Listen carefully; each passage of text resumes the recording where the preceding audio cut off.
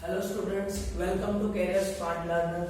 मैं हूं पुनीत शर्मा और आज हम लोग अकाउंट्स का एक टॉपिक स्टार्ट करने वाले हैं जिसका नाम है types and rules of accounting. ये बहुत इंपॉर्टेंट चीज है हमारे लिए क्योंकि बहुत सारे स्टूडेंट्स को इसमें काफी तकलीफ होती है। तो इसमें हम लोग अगर अकाउंटिंग के टाइप्स एंड अकाउंटिंग के रूल्स अच्छे से समझ लेंगे तो हमें ये पता चल जाएगा कि कौन सा अकाउंट हमारा डेबिट होता है, कौन सा अकाउंट हमारा क्रेडिट होता है, कौन सी चीज के लिए कौन सा अकाउंट हम लोग यहाँ पे लगाते हैं। तो हम लोग यहाँ पे सबसे पहले इनके टाइप समझ लेते हैं। सबसे पहले बात करते हैं टाइप्स ऑफ अकाउंटिंग की।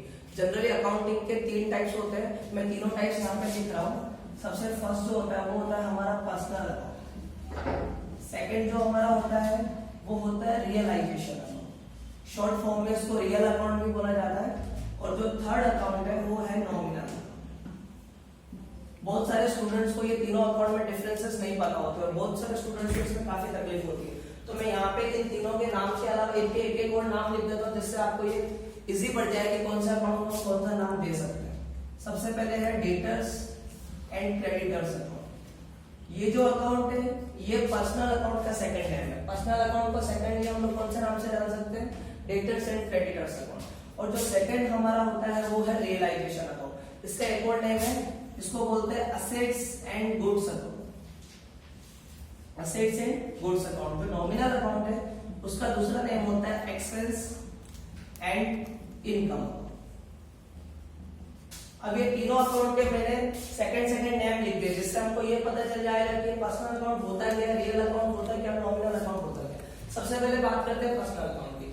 पर्सनल अकाउंट में मैंने ये लिखा है डेटर्स एंड क्रेडिटर्स अकाउंट। अब सबसे पहले ये जान लेते हैं कि डेटर्स एंड क्रेडिटर्स में क्या डिफरेंसेस होते हैं। डेटर्स का मतलब होता है कि ऐसा कोई भी पर्सन जिसको हमने गुड्स एंड सर्विसेज दी होगी लेकिन अभी तक उसने हमें कोई ना कोई चीज बदले में नहीं दी है। जैसे मान लो कि मेरे शॉप पे कस्टमर आता है, मैं उसको 500 का गुड सेल कर रहा हूँ। अब मैं जब उससे पैसे मांगता हूँ तो मुझे ये बोलता है कि मैं आपको 1 मंथ के बाद ये पैसा देने वाला हूँ, ठीक है।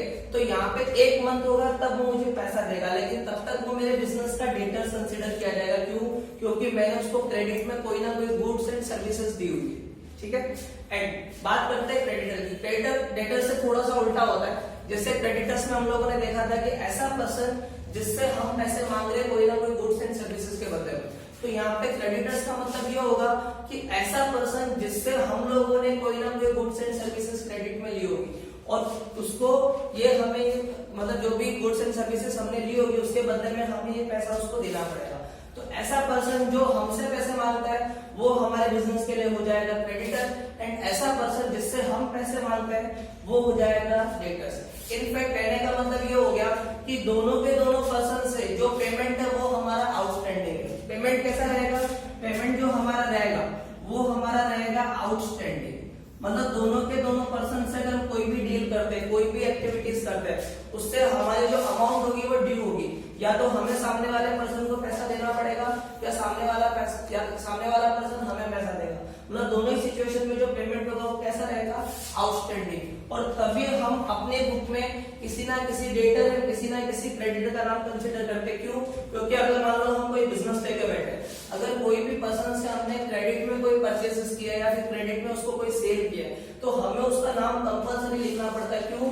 क्योंकि अगर हम नाम नहीं लिखेंगे तो हमें ये बिल्कुल भी पता नहीं चलेगा कि हमें कौन से पर्सन को कितने पैसे देने और कौन से पर्सन से कितने पैसे लेने। तो दोनों के दोनों पर्सन जो होते हैं उनसे हमारा जो पेमेंट होता है वो आउटस्टैंडिंग होता है। चाहे डेटर्स की बात करें चाहे क्रेडिटर्स की बात करें, डेटर से हमें पैसा लेना होता है और क्रेडिटर्स को पैसा देना होता है। दोनों सिचुएशन में जो पेमेंट रहेगा वो रहेगा हमारा आउटस्टैंडिंग। तो ध्यान रखना कोई भी पर्सन जैसे बिजनेस का क्रेडिटर हो या डेटर, अगर पेमेंट हमारा ड्यू है तो हम उसके लिए क्रेडिटर्स एंड डेटर्स अकाउंट लगाएंगे जिसका नाम होता है पर्सनल, ठीक है।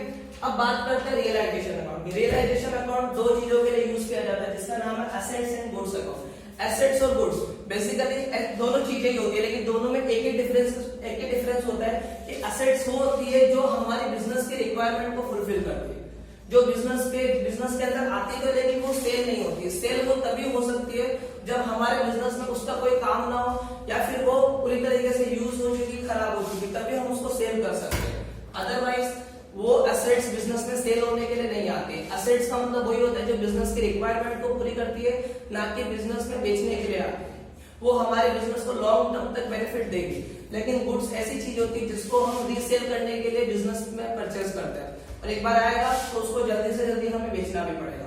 तो ये दोनों में डिफरेंस होता है। तो बिजनेस में कोई भी तरह की एसेट्स या गुड्स बिजनेस में आएगा या कोई भी तरह के एसेट्स और गुड्स बिजनेस में से जाएगा तो हमें उसके आगे कौन सा रूल लगाना पड़ेगा, जो है हमारा रियलाइजेशन अकाउंट, उसको शॉर्ट फॉर्म में हम रियल अकाउंट भी बोल सकते हैं।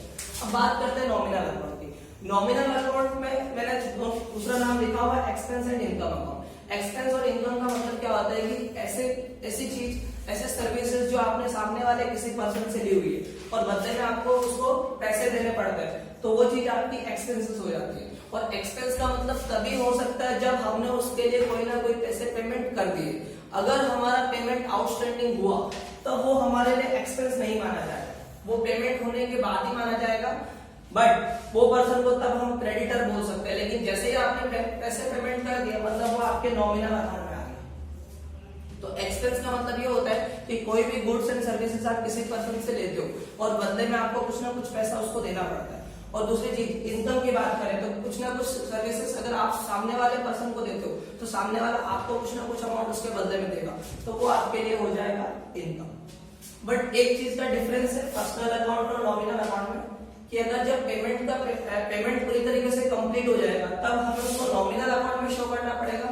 लेकिन अगर हमारा पेमेंट पूरी तरीके से ड्यू है या थोड़ा सा भी पैसा हमारा ड्यू है तो वो हमारा पेमेंट आउटस्टैंडिंग होने की वजह से वो जाएगा हमारा पर्सनल अकाउंट। ठीक है, अब ये तीनों में डिफरेंसेस हमको समझ में आ गए कि पर्सनल अकाउंट क्या होता है, रियल अकाउंट क्या होता है, नॉमिनल अकाउंट क्या होता है। अब हम इसके डेबिट और क्रेडिट के कुछ रूल देख लेते हैं। तो मैं यहाँ पे ये रफ करके डेबिट और क्रेडिट के रूल लिखवा डेबिट और क्रेडिट के लिए हमारे लिए मोस्ट इंपोर्टेंट चीजें, अगर हमें रूल्स अकाउंटिंग के आ गए तो हमें इसके बेस पे जर्नल एंट्री ऑफ अकाउंटिंग भी आ जाएगा, जिसमें क्या होता है बहुत सारे स्टूडेंट्स को यही तकलीफ होती है कि बहुत सारे स्टूडेंट डेबिट और क्रेडिट में डिफरेंस नहीं कर पाते हैं कि डेबिट किस में लगा है क्रेडिट किस में लगा है। तो यहाँ पे मैं एक एक रूल लिख के यहाँ पे समझाने वाला हूँ, जिससे हमें ये पता चल जाएगा कि कौन सी चीज डेबिट होती है कौन सी चीज क्रेडिट होती है। तो सबसे पहले बात करते हैं हम पर्सनल अकाउंट।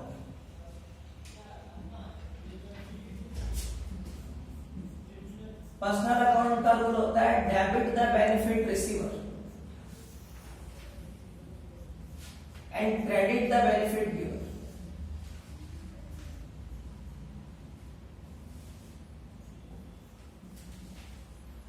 बात करें रियलाइजेशन अकाउंट की, मतलब रियल अकाउंट की बात करें तो होता है debit what comes in and credit what goes out. So students मैंने यहाँ पे तीनों अकाउंट के रूल लिख दिए हैं। पर्सनल अकाउंट का भी डेबिट क्रेडिट वाला रूल लिख दिया है, रियल वाला भी और नॉमिनल अकाउंट वाला, तीनों का रूल मैंने लिख दिया। पर्सनल अकाउंट में मैंने क्या लिखा हुआ, debit the benefit receiver credit the benefit giver. Real में लिखा है debit what comes in credit what goes out and nominal में लिखा हुआ है debit all the expenses and losses and credit all the incomes and profit. देखो आप लोगों को रूल्स तो सारे समझ में आ जाएंगे, लेकिन बहुत सारे स्टूडेंट्स को ये तकलीफ होगी कि डेबिट और क्रेडिट होता है। डेबिट और क्रेडिट का एक्चुअल कोई मीनिंग नहीं है, इनका एक्चुअल में कोई मीनिंग नहीं होता। ये सिर्फ बिजनेस की एक्टिविटीज को शो करने के लिए दिखाया जाता है। डेबिट जो डीआर यूज करते हैं, बहुत सारे स्टूडेंट जो जर्नल एंट्री चैप्टर्स करते हैं वो डीआर डेबिट का लिखते हैं, लेकिन उनको एक्चुअली ये चीज मतलब नहीं पता कि डेबिट की स्पेलिंग में अगर आर नहीं आ रहा तो शॉर्ट फॉर्म में डीआर क्यों लिखा जाता है। तो जनरली डेबिट जो वर्ड आया वो डीबेरे से आया और क्रेडिट जो आ रहा है वो क्रेडेरे से आ रहा है। ये सबसे पहले जो वर्ड यूज हुए थे ये लैटिन वर्ड्स थे, ये दोनों के दोनों वर्ड्स कैसे हैं, लैटिन वर्ड्स हैं, सबसे पहले यूज किए गए थे और इनका इंग्लिश प्रोनाउंसिएशन होता है डेबिट एंड क्रेडिट, बट ये लिखे जाते हैं लैटिन के अकॉर्डिंग। जो डीआर और सीआर लिखा गया है ये लैटिन के अकॉर्डिंग लिखा गया है, इंग्लिश के अकॉर्डिंग नहीं लिखा गया। इसलिए डेबिट का मतलब होता है डीआर, क्रेडिट का मतलब होता है सीआर। क्यों? क्योंकि डेबिट का मतलब होता है डिबेरे एंड क्रेडिट का मतलब होता है क्रेडेरे। अब डेबिट और क्रेडिट का एक्चुअल मीनिंग बहुत सारे स्टूडेंट्स को नहीं पता, लेकिन इसका एक्चुअल मीनिंग होता भी नहीं है, बिजनेस की सिर्फ एक्टिविटीज को दिखाने के लिए रखा जाता है डेबिट एंड क्रेडिट। सबसे पहले मैं डेबिट और क्रेडिट का एक मीनिंग लिख के देता हूं आप लोगों को, ताकि आपको समझने में थोड़ा इजी लगे। डेबिट का मतलब होता है एप्लीकेशंस ऑफ फंड और क्रेडिट का मतलब होता है सोर्सेस ऑफ फंड्स। मैंने यहाँ पे दोनों का एक मीनिंग लिखा हुआ है ताकि बिजनेस की एक्टिविटीज से हमें पता चले कि दोनों की चीजें होती है। डेबिट का मतलब मैंने लिखा हुआ है applications of fund and credit का मतलब मैंने लिखा है sources of fund. Sources of fund का मतलब होता है कि ऐसी चीजें जहां से आपके पास पैसा आ रहा है, कोई में कोई भी तरीके से पैसा आ रहा है तो वो जो आपका सोर्स होगा उसको आपको क्रेडिट करना पड़ेगा। और ये जो आया हुआ पैसा है ये ऐसा तो नहीं कि बिजनेस में ही रहेगा, बिजनेस में कोई ना कोई एक्टिविटी में जाने वाला है, कोई भी पैसा आपके पास आए वो कोई ना कोई एक्टिविटी में जाने वाला है। तो जिस फंड को आप अलग अलग जगह पे अप्लाई करते हो तो वो पैसा आपका डिस्ट्रीब्यूट हो जाता है। मतलब जो सोर्सेस आपने इकट्ठा किए थे, मतलब क्रेडिट किए थे, उसको आपको डिस्ट्रीब्यूट करना पड़ेगा। अब डिस्ट्रीब्यूट करोगे तो वो चीज उसके इनवर्स में चली जाएगी। मतलब सपोज करो मैथ्स का एक रूल होता था कि कोई भी चीज अगर आपके पास प्लस में, मान लो प्लस में कोई 500 रुपीज है, अगर आपको उसको जीरो शो करना है तो आपको -500 शो करना ही पड़ेगा। प्लस माइनस दोनों कटेंगे तभी जीरो आएंगे। वैसे ही जो बिजनेस में आपका सोर्सेस ऑफ फंड है उसको आपको खत्म करना है तो उसको कहीं ना कहीं तो अप्लाई करना पड़ेगा, और अप्लाई करोगे तो वो चीज उसके इनवर्स में चली जाएगी। अगर सोर्सेस ऑफ फंड आपने क्रेडिट किया है तो एप्लीकेशन ऑफ फंड आपको क्या करना पड़ेगा, डेबिट करना पड़ेगा। ये दोनों की मीनिंग है कि डेबिट का मतलब होता है application of fund and credit का मतलब होता है सोर्सेस ऑफ फंड। मतलब जहां से भी आपका पैसा आता है वो आपकी क्रेडिट हो जाएगी, मतलब सोर्सेस ऑफ फंड हो जाएगा, और जहां पे भी आपका पैसा यूज होता है उसको हम डेबिट करेंगे, मतलब एप्लीकेशन ऑफ फंड। अब कहां से पैसा आ सकता है, कहां पैसा जाएगा, उसकी चीजें भी मैं आपको यहाँ पे लिख देता हूँ। सबसे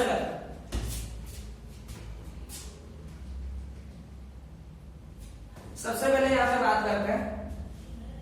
सबसे पहले बिजनेस में जो पैसा आता है वो आता है कैपिटल के सोर्स में। बिजनेस जब भी स्टार्ट करते हैं, बिजनेस के इन बिटवीन में अगर कोई भी पैसों की कोई भी चीज की हमें रिक्वायरमेंट होती है तो बिजनेस का ओनर बिजनेस को वो रिक्वायरमेंट को फुल करने के लिए कुछ ना कुछ पैसा या कुछ ना कुछ गुड्स या कुछ ना कुछ एसेट्स को लगाना ही पड़ता है। तो बिजनेस का ओनर बिजनेस में कुछ भी इंट्रोड्यूस कर दे, चाहे वो पैसा हो, चाहे वो असेट्स हो, चाहे वो गुड्स हो, कोई भी चीज हो, वो बिजनेस की क्या हो जाएगी, कैपिटल हो जाएगी। और कैपिटल हमेशा सोर्सेस ऑफ फंड माना जाता है। कैपिटल हमारा सोर्सेस ऑफ फंड है, इसलिए कैपिटल को हम ऑलवेज क्या करने वाले हैं, क्रेडिट करने वाले हैं। तो कैपिटल हमारी ऑलवेज क्या होने वाली है, क्रेडिट होने वाली है। अब दूसरी चीज जो बिजनेस में आती है वो होती है लायबिलिटीज। अब ऐसे तो कैपिटल भी बिजनेस की लायबिलिटीज होती है, लेकिन कैपिटल जो लायबिलिटी बिजनेस की होती है वो थर्ड पार्टी के लिए नहीं होती। जैसे मान लो मैं एग्जांपल देता हूँ, सपोज करो मेरा बिजनेस है, मैंने बिजनेस स्टार्ट किया और बिजनेस में 5 लाख रुपए लगा। अब बिजनेस में 5 लाख रुपए से ज्यादा मुझे और 5 लाख रुपए की जरूरत पड़ी तो मैंने 5 लाख रुपए बैंक से लोन ले लिया।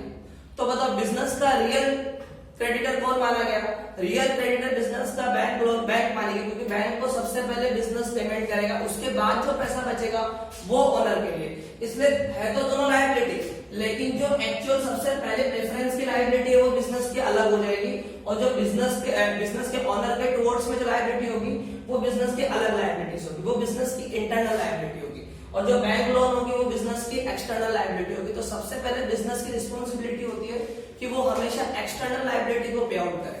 तो सबसे पहले हमने कैपिटल लगाई, तो कैपिटल हमारा सोर्सेस ऑफ फंड का एग्जांपल है, इसलिए हमने उसको क्रेडिट किया। अब बात करते हैं लायबिलिटीज की। मान लो कि मेरे को बिजनेस में पैसों की जरूरत पड़ी तो मैंने बैंक से लोन ले लिया या फिर किसी मेरे फ्रेंड से मैंने लोन लिया, तो वो पैसा मेरे बिजनेस को सबसे पहले प्रेफरेंस में पे आउट करना पड़ेगा।